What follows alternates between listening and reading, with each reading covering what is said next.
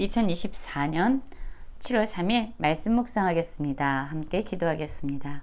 하나님, 우리의 생각으로는 다 이해할 수 없을지라도 하나님의 말씀에 순종하며 하나님이 주신 멍에를 매는 자 되게 하여 주시옵소서.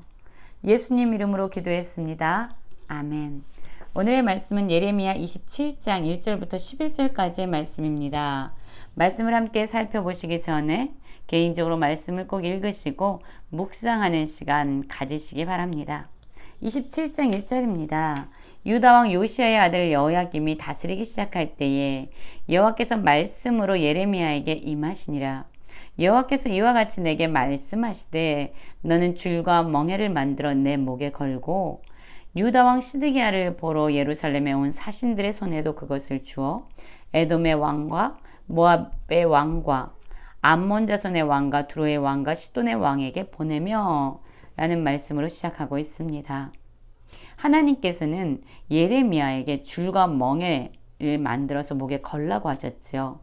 그리고 유다 왕 시드기야에게 온 5나라의 사신들의 손에도 그것을 주어서 그들의 왕에게 보내라고 말씀하십니다. 하나님은 참으로 상징적인 행동을 하도록 예레미야에게 말씀하고 있습니다. 이러한 상징적인 행동을 통해서 유다왕 시드기야뿐만 아니라 이 5나라들에게도 하나님은 경고할 말씀이 있었던 겁니다. 줄과 멍에는 어떠한 도구입니까? 이 줄과 멍에는요, 소의 힘을 제어하고 그의 행동을 제약해서 일을 시키게 하는 그러한 도구이죠. 즉 예레미야에게 줄과 멍에를 만들어 내 목에 걸라는 말씀은요, 다른 나라의 지배, 다른 나라의 강압적인 통치 가운데 이 나라들이 들어가게 될 것임을 의미하고 있는 것입니다. 27장 4절을 보면은 하나님의 말씀이, 하나님의 경고가 어떤 내용인지 좀 더 자세히 나와 있습니다. 그들에게 명령하여 그들의 주에게 말하게 하기를 만군의 여호와 이스라엘의 하나님께서 이와 같이 말씀하시되 너희는 너희 주에게 이같이 전하라. 나는 내 큰 능력과 나의 쳐든 팔로 땅과 지상에 있는 사람과 짐승들을 만들고 내가 보기에 옳은 사람에게 그것을 주었노라 라고 말씀합니다. 먼저 하나님께서는 예레미야에게 이런 상징적인 행동을 하게 하셨지만 먼저 그들이 알아야 될 것이 있다는 거죠. 그것은 무엇이냐면 하나님이 이 땅의 창조주이시고 이 땅의 주관자이심을 알아야 된다는 거예요. 하나님이 온 천하 만물과 사람과 짐승을 만드신 분입니다. 그뿐만 아니라 하나님의 뜻에 따라서 하나님이 보시기에 옳은 대로 모든 권한과 권위를 나누어 주시는 주관자가 되신다고 말씀하고 있습니다.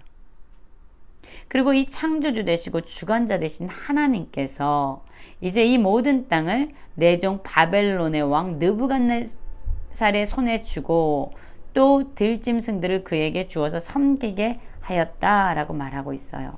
그렇습니다. 이제 앞으로 유다 왕 시드기야뿐만 아니라 유다 백성들 그리고 앞에서 언급한 이 5나라들은요. 하나님의 주권에 따라 하나님의 뜻에 따라 바벨론의 왕 느부갓네살의 다스림과 통치를 받아야 된다. 느부갓네살의 지배 아래서 살아가야만 한다라고 말씀하고 있는 겁니다. 하나님이 그렇게 하시기로 작정한 겁니다. 사실 이스라엘 백성들, 유다 백성들은 하나님의 말씀에 불순종했습니다. 하나님을 거역하고 우상을 숭배했습니다. 그들의 죄의 결과가 무엇이냐면 바로 바벨론 왕 느부갓네살의 통치 가운데 압제를 받는 것입니다. 이것이 이스라엘 백성을, 유다 백성을 향한 하나님의 뜻이었어요. 그러나 여러분, 이것은 유다 백성을 죽이거나 파멸시키기 위한 하나님의 계획은 아닙니다. 하나님은 느부갓네살 왕이 유다 백성과 시드기야를 다스리도록 통치하고 지배하도록 허락하셨지만 그 기간을 정하셨다라고 말씀하고 있어요. 모든 나라가 그와 그의 아들과 손자를 그 땅에 기한이 이르기까지 섬기리라. 또한 많은 나라들과 그 큰 왕들이 그 자신을 섬기리라. 그렇습니다. 하나님께서 기한을 정하신 거예요. 하나님을 대적하고 하나님께 불순종한 유다 백성들이지만 그들에게 영원한 징계를 허락하지 아니하시고 일정한 기간을 허락하심으로 그들을 다시 거룩한 백성으로 회복시키고자 하는 것이 하나님의 뜻이었습니다. 이스라엘 백성의 역사를 살펴보아도요, 그들이 포로로 잡혀가는 그 기간 동안에 그들은 정결한 믿음을 회복하게 됩니다.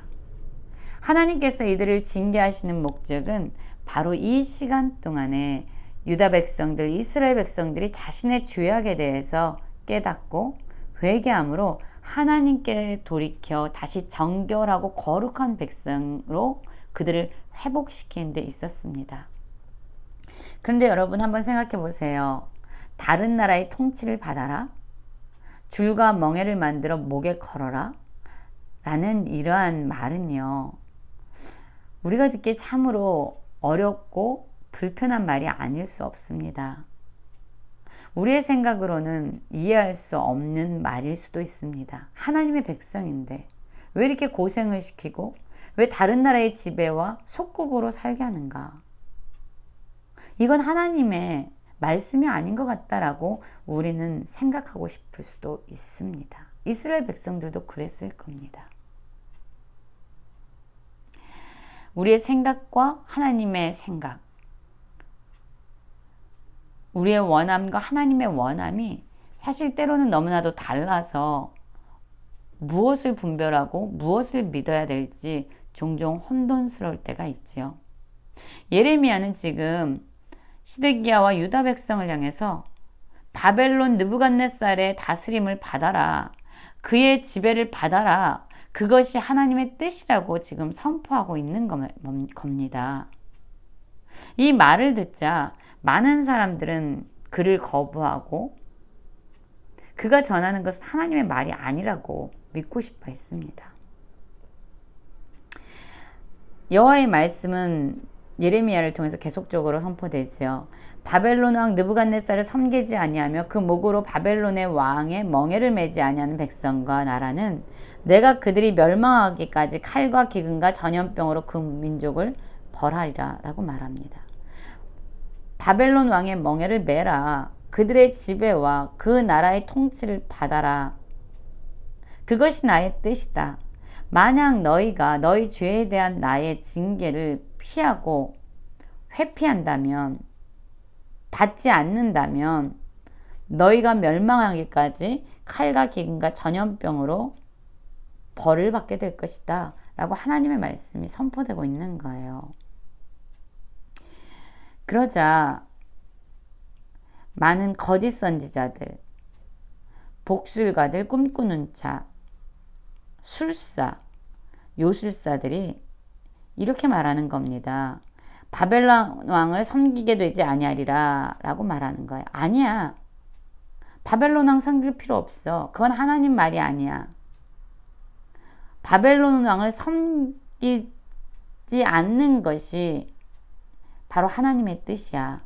그러니까 예레미야 말을 듣지 말아라 라고 이야기하면서 사람들이 듣기 좋아하는 말, 달콤한 말만 계속적으로 이야기하고 있습니다. 그런데 하나님은 말씀하시죠. 그냥 귀에 듣기 좋은 말, 너희들의 원함에 대해서 너희가 간지른 곳을 긁어주는 그러한 말을 너희는 듣지 말아라. 너희는 너희 죄에 대해서 징계를 받아야 되는데 바로 그것이 바벨론 왕 느부갓네살의 통치를 받는 거야 라고 다시금 하나님은 그들에게 명백하게 말씀해 주고 있습니다. 여러분, 아이들이 잘못을 할 때에 우리는 그 아이를 올바르게 세우기 위해서 잠시 벌을 주기도 하지요. 손을 들고 있어라, 뭐 무릎을 꿇고 있어라, 여러 가지의 벌을 줄 수 있어요. 그런데 그 벌을 주는 목적은요, 그 아이를 괴롭히거나 힘들게 하려는 것이 아니라는 걸 우리는 다 알고 있습니다. 그 아이가 그 벌을 쓰는 시간 동안에 자기의 잘못을 깨닫고 다시 올바르게 성장할 수 있도록 우리는 그를 돕기 위한 방법으로 징계를 사용하고 벌을 사용합니다. 그런데 아이의 입장에서는 이해하지 못할 거예요. 엄마가 나를 사랑한다고 하고 아빠가 나를 사랑한다고 하면서 어떻게 나를 이렇게 괴롭힐 수 있어? 어떻게 나한테 이런 걸 하래? 라고 이해할 수 없을 수 있어요. 그러나 여러분, 이 아이가 부모님의 말에 불순종해서 부모님이 그에게 주는 그 징계와 징벌을 자꾸만 안 하면 안 할수록 어떠한 일이 일어납니까? 그 아이는 돌이킬 수 있는 기회를 잃어버리게 되고, 부모님은 이 아이를 올바로 세우기 위해서 더 강한 징계를 줄 수 있지요. 바로 지금 이러한 상황이 그러한 상황입니다. 이스라엘 백성은 하나님의 마음을 이해할 수 없었지만 하나님은 그들에 대한 분명한 뜻을 예레미야의 입술을 통해 선포하고 있는 겁니다. 거짓말을 하는, 듣기 좋은 말만 하는 거짓 선지자들의 말을 듣지 말라고 말씀하고 있어요. 그들은 너희에게 거짓을 예언하니 너희가 너희 땅에서 멀리 떠나게 하며 또 내가 너희를 몰아내게 하여 너희를 멸망하게 하느니라. 그렇습니다, 여러분. 무엇이 하나님의 뜻인가? 무엇이 하나님으로부터 온 말씀인가? 혹은 무엇이 하나님의 뜻이 아닌가? 무엇이 하나님으로부터 온 말씀이 아닌가를 우리는 분별하기 위해서 하나를 보면 됩니다. 우리로 하여금 하나님을 멀리하게 하거나 하나님의 말씀을 떠나게 하거나 하나님을 예배하지 못하게 하거나 하나님께 감사하지 못하게 하는 그 모든 것은 하나님의 뜻도 아니고 하나님으로부터 온 말씀도 아니라는 것을 기억하셔야 합니다. 우리가 이해할 수 없을지라도요, 우리로 하여금 하나님께로 가까이 하게 하고 하나님의 말씀을 붙잡게 하고 하나님께 기도하게 하고 하나님께 감사하게 하고 하나님께 예배하게 하는 바로 그것이 바로 하나님의 뜻이고 하나님의 말씀이라는 것을 우리는 기억해야만 합니다. 이해하지 못할지라도 하나님이 주신 멍에를 메고 하나님의 말씀에 순종하는 것, 그것이 바로 우리를 향한 하나님의 뜻입니다. 오늘 우리가 살아갈 때에 우리로 하여금 하나님께 가까이 나가게 하고 하나님을 붙잡게 하는 그 말씀을 분별하고 이해되지 않을지라도 하나님이 주신 말씀에 순종하며 살아가는 모든 성도님들 되시길 간절히 기도합니다.